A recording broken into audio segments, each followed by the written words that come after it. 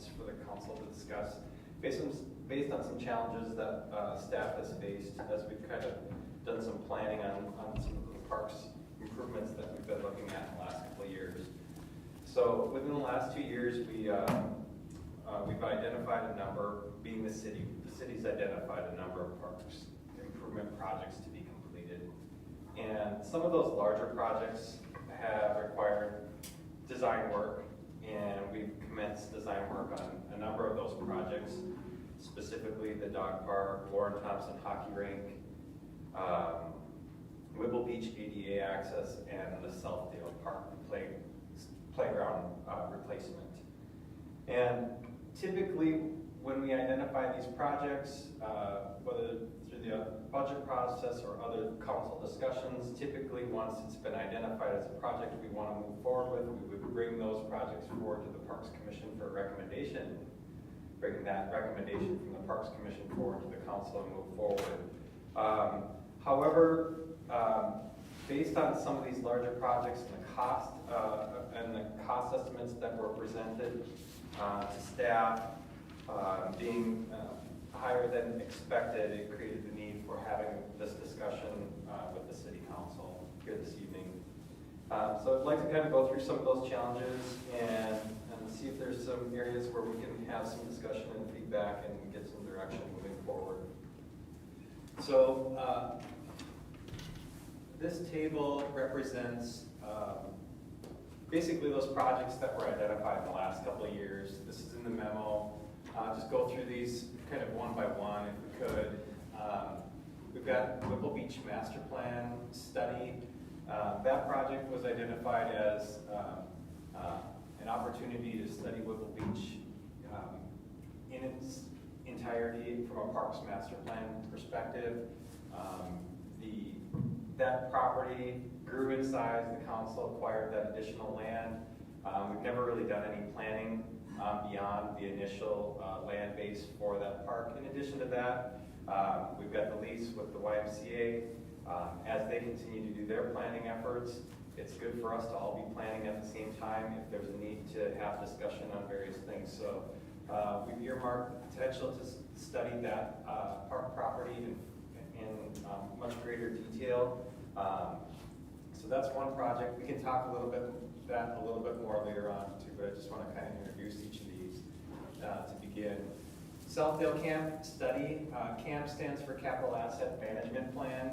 We've been doing these with each of our parks, and the whole idea with the Capital Asset Management Plans is to understand what our maintenance costs are with each park to maintain what we have today.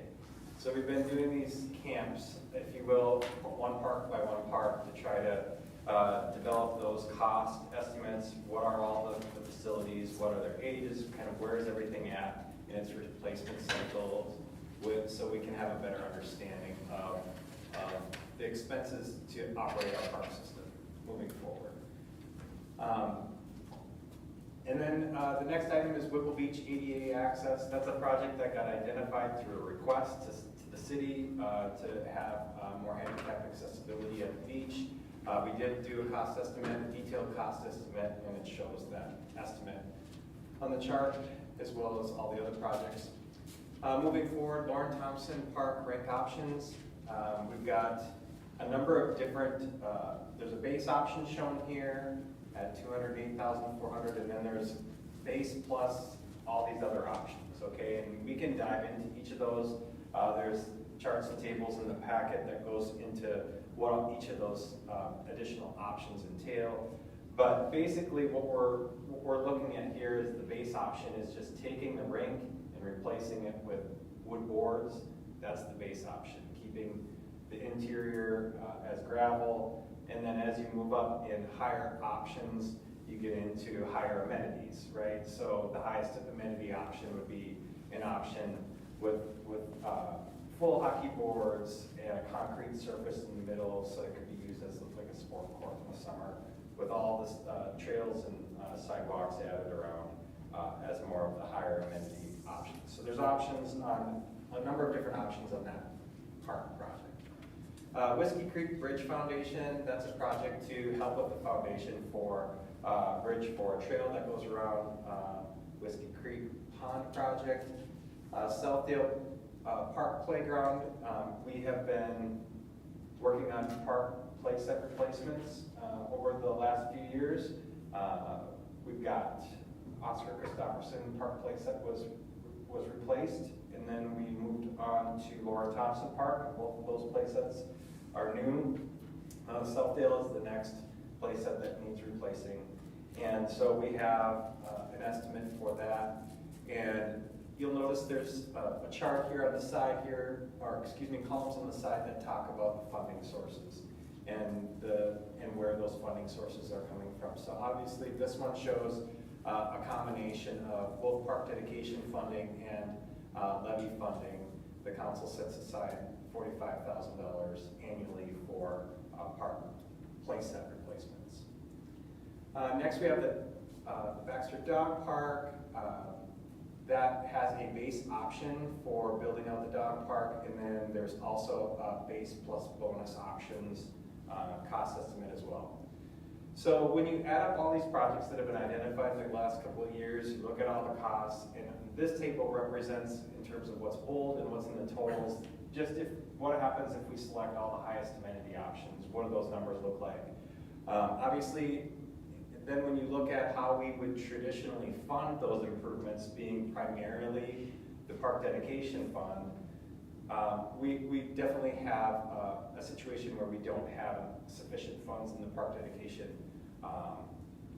account to pay for the projects that have been identified based on how these costs came in on a number of these projects. So we're looking at basically, there's $732,000 approximately in the park dedication fund right now. But when you look at the encumbrances that we have, some of the the expenses that are owed, we've taken out those expenses, such as the Whipple Beach land pavement. There's essentially 7 payments remaining on that, one of which is this year's payment. So when you take all of those out, being conservatively, fiscally conservative with looking at what numbers we have, and you take that out, that's where you go from 732 to 488.8. So obviously there's some possible discussion there because the park dedication fund, those numbers vary over time. We don't know when we're going to get funding that comes in, and so it's definitely something where obviously those land payments is over 6 years moving up from now. It's this year plus 6 more. So obviously there could be some discussion there with regard to how we were showing these numbers. But just looking at it, just taking that money out, we're left with the 488.8. So obviously that leaves a deficit of over $1 million. So the next chart we looked at was, okay, so what if we took the lowest amenity options, but also did all of the projects that have been identified in the last couple of years? Basically taking those base options for Lauren Thompson, the base option for the dog park. Looking at those numbers, we end up with still a deficit with our park dedication fund balance of just over $500,000. So we clearly have an issue with costs and how they came in to complete the projects that have been identified, which creates the need for discussion. One of the things we did was try to identify from a staff perspective what priorities we can suggest from a staff perspective, and that's at the end of the report. We've got basically a few things to discuss here. Looking at the top, we grayed out the Whipple Beach master plan for 2025 in terms of our priorities. Just in looking at what we're, from a staff perspective, also just discussing this matter, even outside of City Hall with the YMCA, there's certainly comfort there to not have to take on that project this year. And so from a staff perspective, that's one we could definitely hold back on. We would like to continue to move forward with the camp studies, as that really relates back to this whole idea of being able to understand the cost for maintaining the park system that we have. And so that's something we're interested in moving forward with. Whipple Beach ADA access is something that we would like to potentially hold off on for this year. But the Lauren Thompson rink options, there's a lot of different options there, and we can go through them. But just looking at, just from a cost perspective, looking at the base option to get the boards going for maintaining skating at that rink and at that park. Holding off on Whiskey Creek, continuing forward with Southdale Park Playground. That specific playground does have needs for replacement. We have taken parts of that playset off to continue to make that playset safe. So it really is in need of replacement. Unfortunately, we've had 3 playsets that have needed replacement quicker than we anticipated. So the $45,000 in annual levy funding, unfortunately, doesn't help us, because we need to replace those playsets faster than was anticipated, which means that more money does come out of the park dedication fund to complete the project. But it is still a project that would be a priority to staff. And then, looking at the dog park, looking at the base option for the dog park, it's a project that has been identified for some time as the city's top new park improvement that we've identified. The council's been very clear in its direction to try to get that project done. We did the dog park study and went through the public process. So that's definitely one we want to keep on the priority list. But even when we look at those as possible priorities and moving away from the others for this year, we still do have a deficit of almost $300,000. So there's more discussion to be had. So, in looking at looking at these tables, where do we go from here in terms of our discussion, right? And staff, in all departments had discussion on this topic and how we could bring things forward to the council for conversation. And one of the things that comes to mind first of all is funding sources. So we want to talk with the council about funding sources. And in looking at the funding sources, it's pretty obvious that historically we've used the Park Dedication Fund for these larger replacement projects historically. And that's an area we'd like to see if the council would like to have discussion. Park dedication funding it's a fee that we charge for developers that are platting. State law allows us to charge a park dedication fee, and that money goes to an account, and that money is used to pay for new park projects.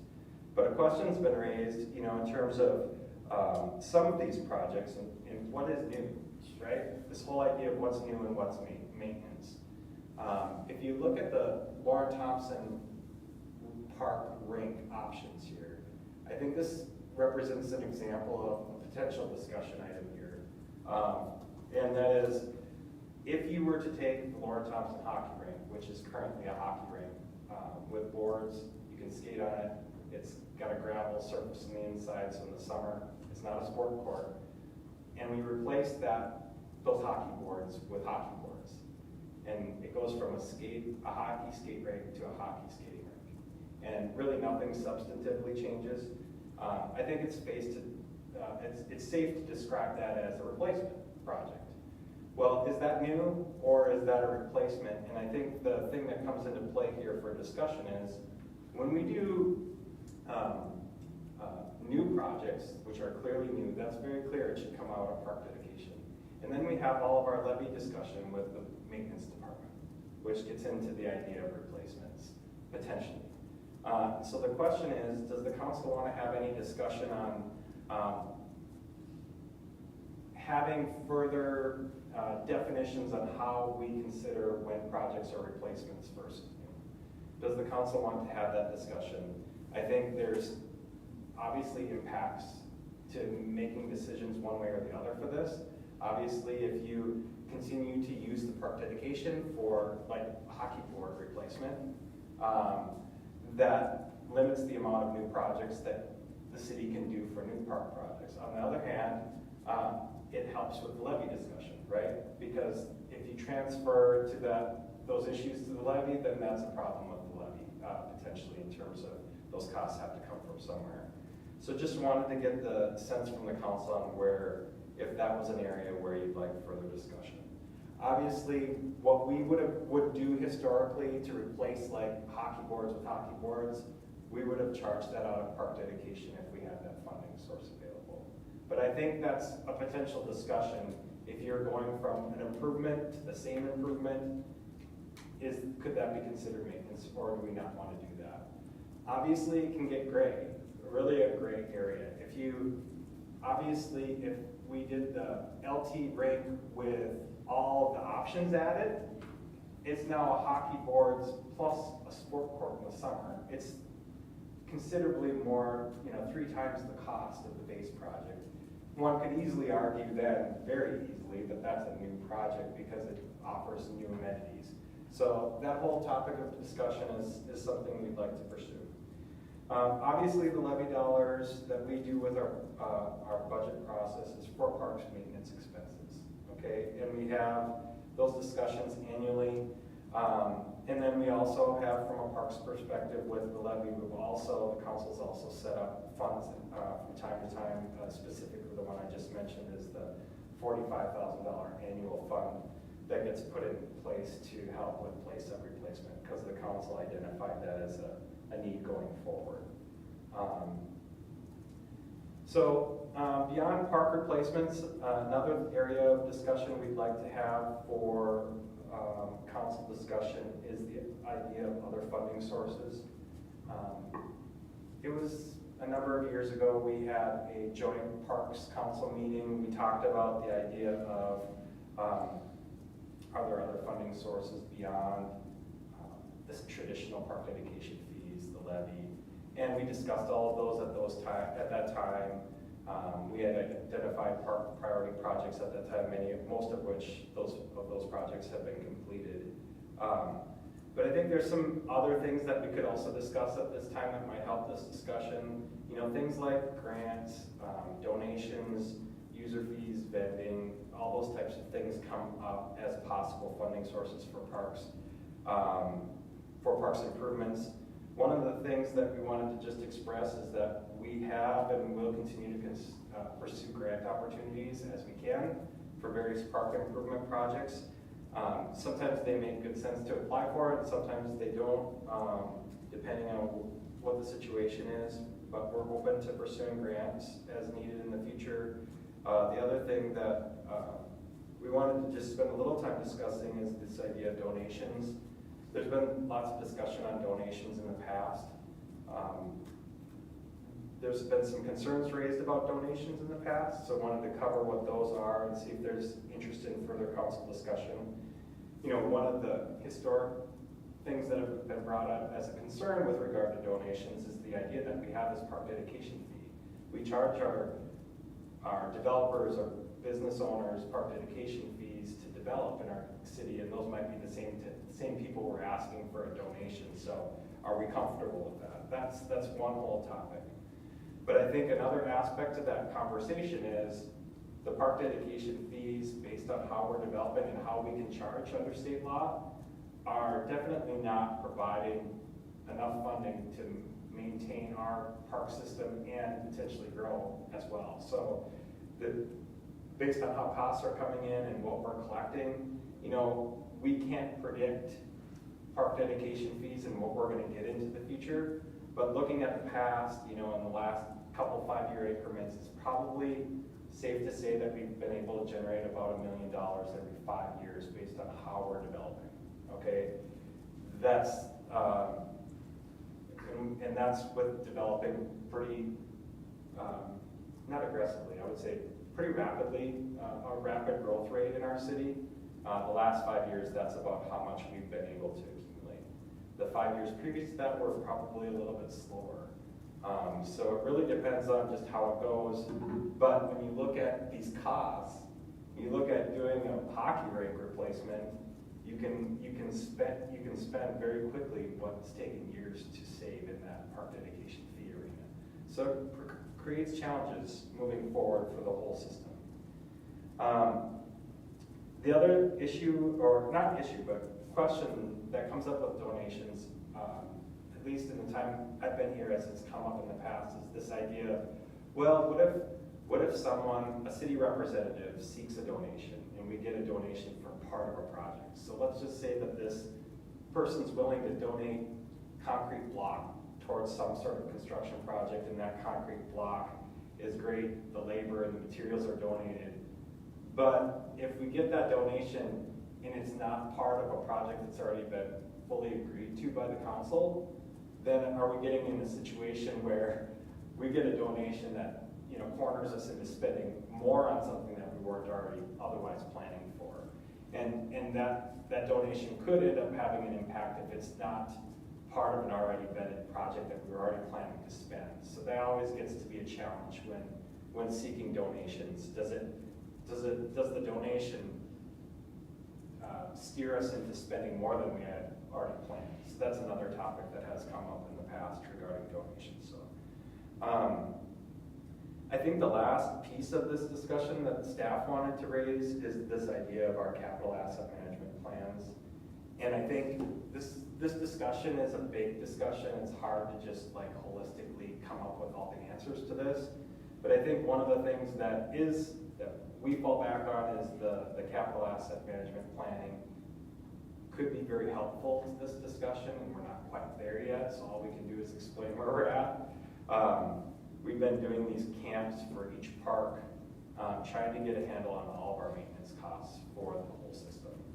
And once we get completed with all of the park camps, then we can do a summary, and we can have a better understanding of what our costs are moving forward, where we can do some better analytics on our maintenance costs to have a better understanding of what's really needed to maintain what we have, and that can help us understand and plan for what we're able to do in the future, or in terms of what's new. So we recognize that this discussion we're bringing forward without having great solutions in that regard, because we're just not far enough to give you that data yet.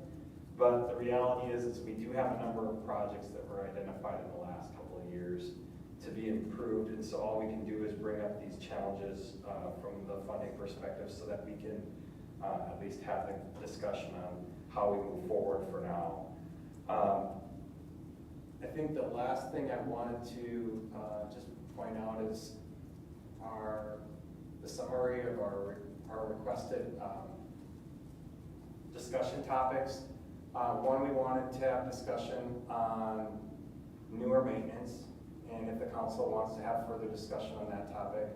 We want to have discussion on if the city wants to pursue or receive donations. And then number 3 was what specific projects include a higher ranking than others. Obviously staff showed that table that has our priorities that isn't necessarily a recommendation because it's still a budget shortage or a deficit. But what are the council's priorities given the costs and how the numbers are coming in? And then lastly, the topic that we haven't discussed is, does the council want to maintain a specific minimum dollar amount in our park dedication budget as well? I know we've had discussions on that from the staff perspective of, we have this fee, we want to use it. We're taking a fee from our developers in the community. We should be using that towards new park projects, so we obviously don't want to, we never have wanted to or have sat on that money, but at the same time, is there a minimum amount we want to keep in that account as we kind of make decisions going forward? Just another question that came up. So kind of a lot there. I've been talking for a while. We do have other staff departments here to answer questions, because it really does cross all of our different departments, from park maintenance. In community development, we do the parks planning with the Parks Commission. Obviously involves finances too, administration, of course. So we're all here to have that discussion. In the packet is also the detailed plans for Warren Thompson and for the dog park. Those are 2 projects where you haven't until tonight seen all those estimates and the design. We would typically have, like I said, moved that forward to Parks Commission, but given the numbers, we just felt there was a need to have this conversation with the council first. So I guess with that, I'll turn it back to the council, see if there's any questions. Thank you. Just got a quick question before we get too far away from here on this Whipple Beach ADA. Are we under any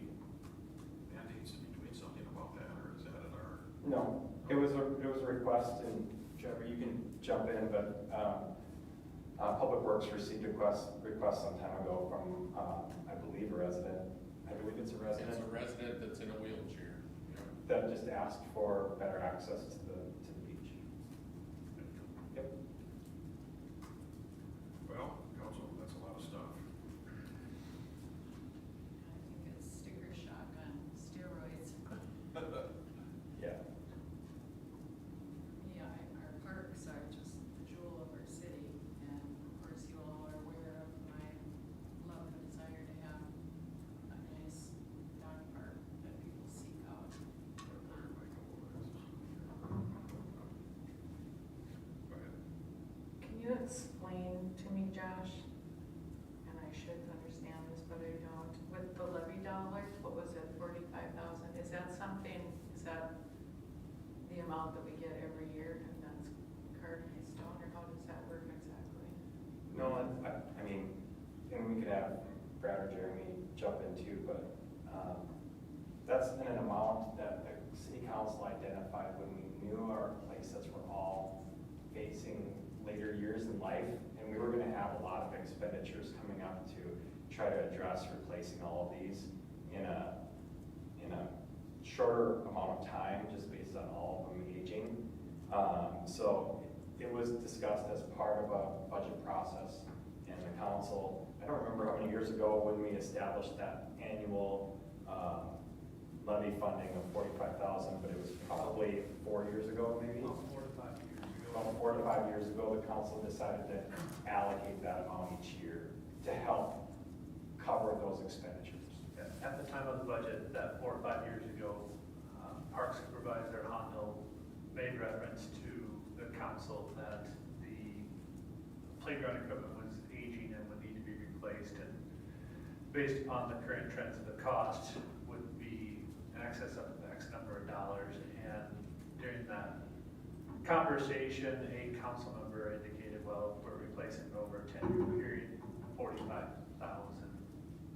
I forget, the math utilized that is if we put 45,000 away, we should be able to purchase this every 2 years or 3 years in that context. But obviously the cost continued to increase in that retrospect. The thought or the mindset was similar to what we do with our ERS, our equipment and vehicle replacement schedule. We put money aside every year for the replacement of those equipments and vehicles. Even though we're not purchasing in that given year, we are putting money aside so we have cash on hand to the extent possible to minimize the impact to the levy when we do purchase it. And so that's an amount that could increase if we voted. Council has the ability to make that changes in the annual. Obviously, the 25 budget's been established. We'd be looking for that feedback for the 26.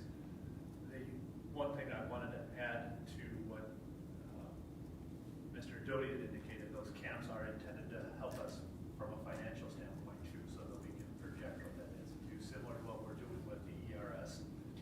And so that we are looking, that using that as a tool to be more concise as to what our maintenance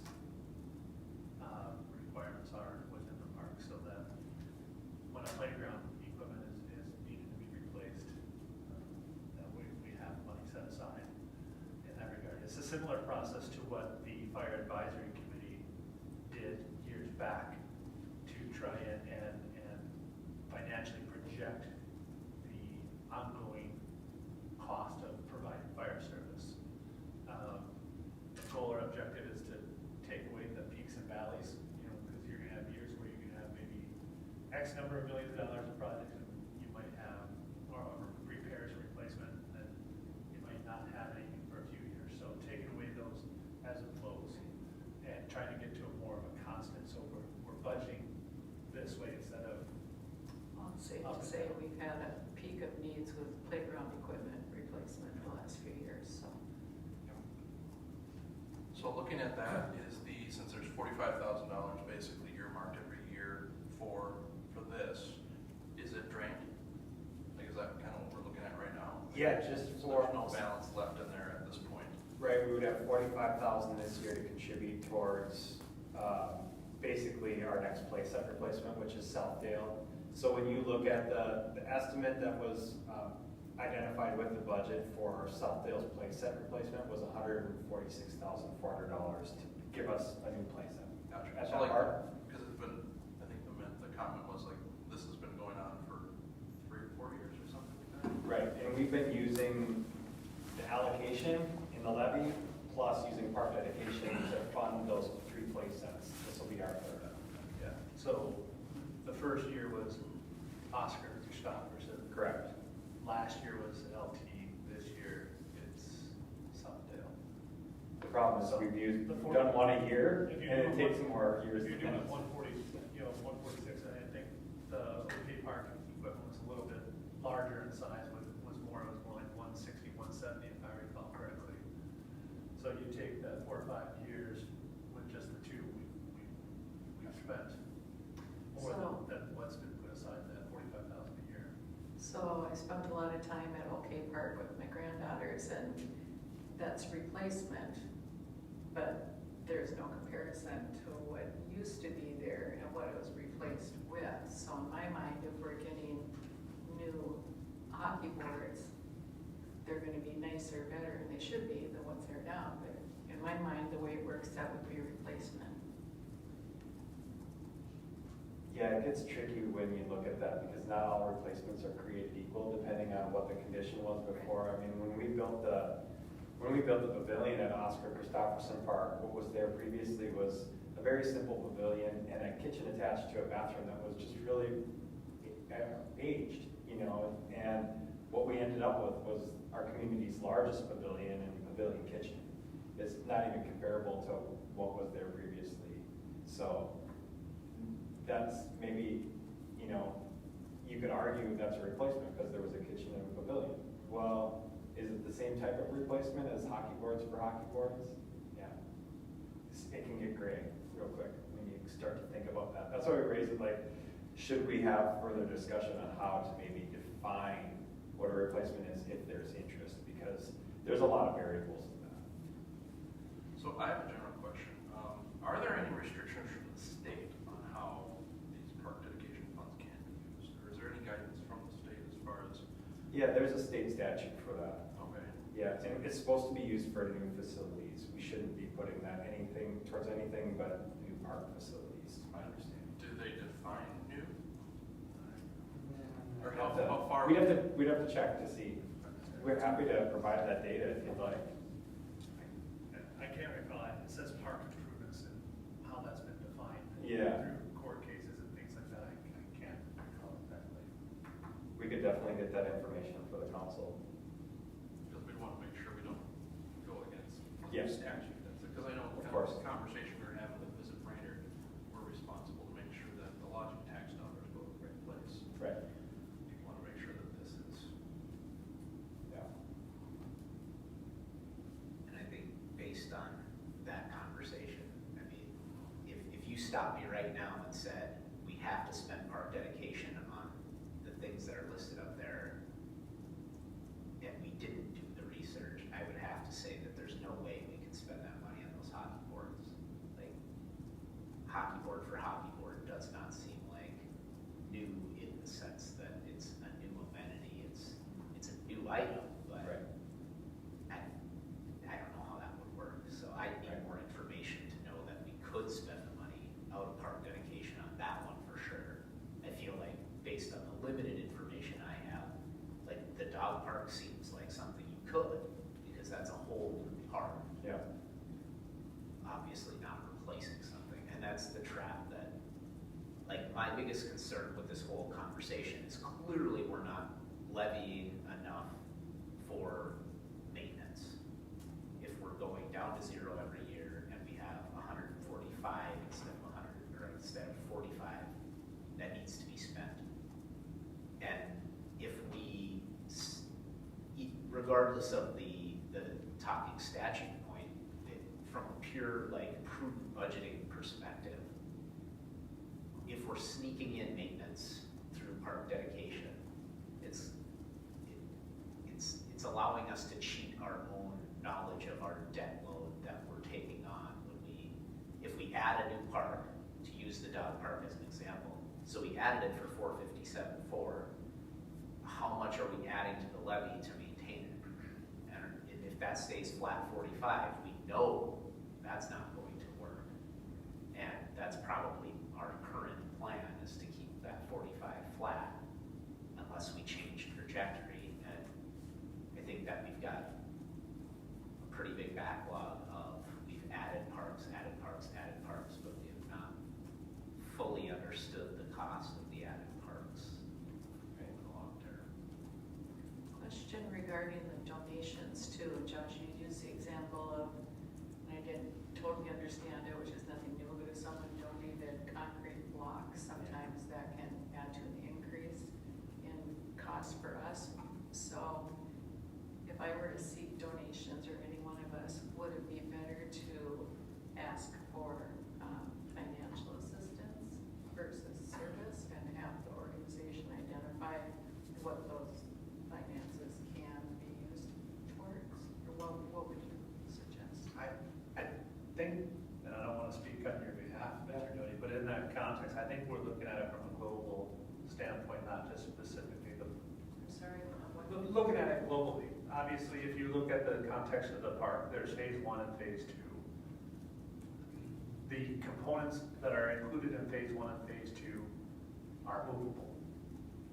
You know, council and the city have the ability to look at that, what is identified as 457,000, and say as well, I think that's too much, we need to pare it down. Here's where I'd like to slide this over to phase 2. And I think in that context, what are we seeking donations for? Is it for phase 1, phase 2? And that's just going to help defray the cost? Or is it getting down to the nuts and bolts? You know, are we looking at park benches? Are we looking at this? And how do we function in that environment? Because we have a very engaged community that, and with a lot of talents, and someone says, well, I can do the concrete. Well, the concrete means nothing if you're not put in. I think I'll use the pavilion or the shelter as an example. Well, the concrete, and I think Mr. Doty was saying is by accepting donations in that manner, are we putting ourselves in a position to be obligated to finish the rest of that task?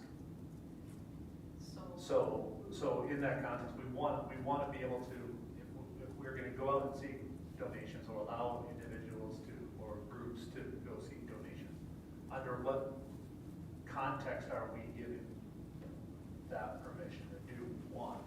And then secondly, outside of a specific project, you are fully aware that we have more requests than the resources. Here, we got pickleball, we've got hockey, we've got baseball, we've got all those entities. And in the context, if we accept donations, how are we going to control that? Because then the expectations are going to be as well, if we go fund this and fundraise for this, we're going to go ahead and be able to get the city built it well. As Councilmember Ted said, there is operating expenditures, replacement expenditures there. So how do we, as the city, be able to determine who, what, and where are we doing and seeking donations? So let's say we had a group come in, was it last year or the year before, and wanted to donate specifically to pickleball. Wouldn't that be It's a great thing if that donation contributes towards a project the council has fully approved and already planned to pay for. You know, if the city was gonna spend $100,000 on pickleball courts and someone contributed towards that council approved project that we're already going to construct, that's great. But if the council hasn't agreed to do pickleball courts and we get a donation, it kind of puts the council in a corner to move forward and come up with the rest of the money. You know what I'm saying? I know I'm monopolizing the conversation No. right now, but let's say that, going back to the hockey boards, knowing we have a strong community of hockey lovers, could someone from Baja or whomever, they could come in and say, our organization wants to finance the boards. Right. That would be a great thing, wouldn't it? I mean, they know specifically what they're getting and why and where it's going to be, and if they're already there, they're just Right. replacing or improving. I think the key in that situation is, are they going to, in that scenario, would they come forward with the $208,400 to do it? But that would be their call. If Right. they could, and they wanted to, Right. I think they should be able to. If someone wants to come in and purchase the set of apparatus for the dog park for the small dogs, and they know exactly what their funds are gonna be used for, I'm all for that. If people and organizations are willing to donate, I say, what a blessing. I agree with you entirely in the concept that we should accept donations, and I would suggest that we take a page out of what every reasonable nonprofit organization has, and it's a gift acceptance policy, and that prevents Josh from getting put in a corner, because you can say, full stop, our policy states we do not accept gifts in kind unless it is for a specific project that has already been pre-approved, and said in-kind donation is within our tolerances. And if we create that at the city council level or the administrative level for the city, there's clear pathways for general situations. There's gonna be times where somebody comes out of left field and says, I've got $1 million and I want it spent on this specific thing. And then the council would have to make that decision. But if you set it up so that people understand, number one, what would go into a policy like this is a full understanding that the second that money hits the city's bank account, it is the city's property, and you have no legal control over it as the donor, which is standard practice because people can get an IRS tax deduction for those donations. They can't legally maintain control over it after it's been donated and they receive their tax deduction. It's not acceptable to do it that way. So the concept that we would then be beholden to the donors is really something that we can prevent through good policy making at our level. And I think, Councilmember Tabbitt, I think you're hitting what my point is if we don't establish the parameters or boundaries in which we would function or accept donations, then the narrative can be controlled by the external, and that's what is a big fear of staff's. And that's exactly, I guess, to that question. I think that's my suggestion for how to do that is we have to control the narrative. It has to be a, generally speaking, we have to find a polite way to say, no, we can't accept those cinder blocks because we have gone out and proactively said, we have a project, we're 90% there, we would like the cinder blocks. Will someone give us the cinder blocks as a way to do it rather than kind of just taking things as they might randomly arrive? And I know that's a little bit hard with donors. People are trying to do the right thing and be nice people, but to use the Southwest Baxter example, we talked about how that was all land that was donated to us and it was absolutely free, and it has cost us quite a bit of money in planning, and there's a big potential project there that we didn't plan on. We accepted it. There are ways to control that before it comes in. So that was another question I had. It could be set up so that if organizations are willing and kind enough to donate to our projects, it would be tax deductible. Set it up that way. I mean, There'd be, I should draw back what I said because the standard line is you have to ask your tax stuff. we can't. and I don't know if any money that's given to the city would be considered tax deductible, but there are collaborations that can be made.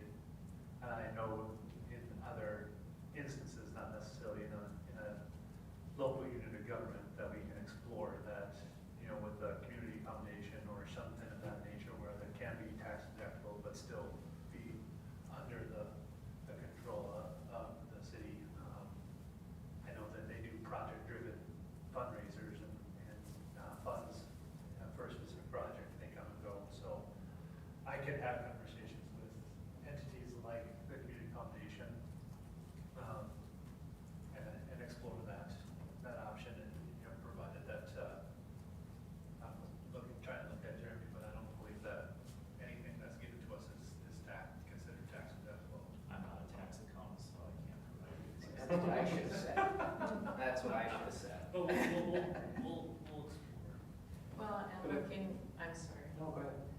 at the timeline, I mean, hockey season will be over soon, so we would have a little bit of leeway there as far as raising the funds or getting the donations for the hockey boards. But you look at the other park projects that are, you know, spring is around the corner hopefully, and that would be priorities, I'm guessing, to know that the funds are there to start canvassing and soliciting, for lack of a better word. Yeah, a couple of thoughts is, obviously, if we do accept any donations, that's gotta be a council decision. I think what's lacking is the policy, which we were all just discussing. I go back to kind of what we put in the memo for the priorities. We kind of identified it at the staff level. I don't know, you know, we're still a little bit, I don't know if the council has any specific direction on projects, you know, kind of where you're headed with having a little more time with Lauren Thompson. We still have an issue of, you know, even if you were to do the camp, the base for LT, Southdale Park playground replacement, and the dog park base project, we're still short. So if you ended up removing this project as well, we're still short. So there's more work to be done there, so. Well, I think, at least in my eyes, is ranking in order. Obviously, we're not gonna spend more than cash on hand in that context, so is it ranked 1, 2, and 3, or 2, 3, 2, and 1, in that context, so that we can keep moving forward? Because I'm of the belief, and Mr. Walter, correct me if I'm wrong, the need to purchase playground equipment, we're coming up to that timeline in April, May, to be able to have it erected in September, if I recall correctly. And then Lauren, the rink itself, you know, going with remaining with the base option and just replacing the boards. That work needs to be done in the summer before fall to be able to be prepared to do that. So those are more the two items that I perceive to be more time sensitive than the dog park, because the dog park is a creation of a new park in that context. It's not maintaining or replacing what we already have. It's not to say that it's not any less important or things of that nature, and in that context. And so really to try and keep a few things moving, kind of ranking them in order, so that then the staff can go back to the Parks Commission as it relates to the playground and review the details and make recommendation back to the council as to which model to order and move forward with. And I also think there's that opportunity with the dog park to look at what's in phase 1 and what's in phase 2, and be able to switch them out and make a determination as to what level council is comfortable with, including in phase 1, that may shift the dollar amount in that context. So I know I rambled for about 4 minutes there, but wanted to kind of outlay what I'm expecting from the conversation. Moving forward, obviously we have a lot of things, good things that have been come out of this, and we'll continue to work towards.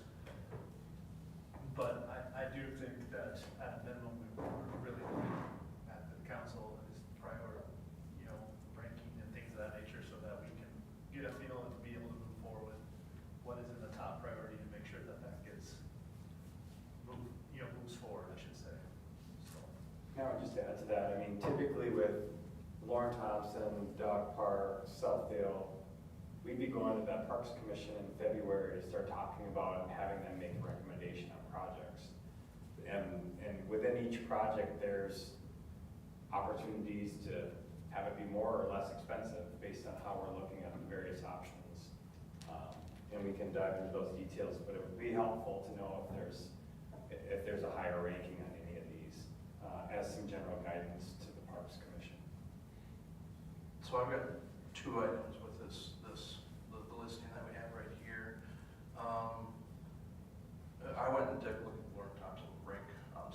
morning, and in my opinion, this is just replacing ice for ice. I don't know if there's anything to maybe put on the back burner, or even like start reaching out to Baja or some of the organizations in the area to maybe try to collect some funds, collect some donations to move the project forward. I think that would probably be the first on my list to knock off, because I don't see an added amenity in that $208,000. It's just ice for ice. The boards, in my opinion, the boards don't look rough. There's a little bit of leaning on some of them. You could brace them up. I don't think they're past their usable life, and that's just my opinion on that one. I'd hate to replace something. Kind of going back to some of the roadway projects that I've discussed in the past. I don't feel like replacing something that still has some useful life in it is probably in the best interest long term. And then side question about the dog park. I got a little bit of a sticker shock from this dog park. I know it's an important thing to have, and it's definitely an asset to the community. But $500,000 for a dog park, I struggle with that. And kind of looking at kind of the plans for that, is it something that really needs a fully plumbed in bathroom? I mean, is that, how much does that value add to the amenity versus providing, the dogs aren't really gonna care, I mean, honestly. I know it's something nice to have, in a good number of our parks to have facilities, but how much would it really get used, and how much does that actually add to the cost? Could that be something that we can add an amenity to the community without really going, it feels like running water and a flushable toilet is kind of like top tier of a dog park in my opinion. So, Yeah, well, that's the feedback we've been looking for in that context. Obviously, we went through a process of the dog park planning and study, and then conversely, I'll define it as the project team. I realize I'm kind of late to the game here being No, commission council. in that context, and that's why, or kind of laid out this initial, and, based upon the feedback and things of that nature, our staff's tour of other parks within the area or the region, to come up with a concept and things of that nature, and that's where we've had a lot of internal discussions as to what's included in phase one, what's included in phase two, what's laid out there is based upon a robust conversation, and we're looking for further feedback in that context. And that's why I indicated, as it relates to the dog park, what's included in phase one and phase two is to be determined, but that's the number based upon going through that process. Yeah, and to add, none of that's etched in stone, obviously, and there could be massive cuts made to the cost to just minimize and have a more simple, very simplified dog park. Where we got into the base was having 2 fenced-in areas. We always, through this dog park study, because of the site selected and neighbors around it, we wanted to make sure the park was central to that park property to keep it as far away from neighbors as possible. By doing that, and then the idea of bringing like water spigots to it, which is really needed for a park, and then having a parking lot and a trail, it does add costs when you pull that into the center of the park property. But the restroom is a point that I would expect the Parks Commission to come up and say, why aren't we doing porta potties here instead of a permanent restroom? I think your point is well noted, and there might be other areas where that could be refined. And the pavilion and the dog park too, I don't see as necessary initially.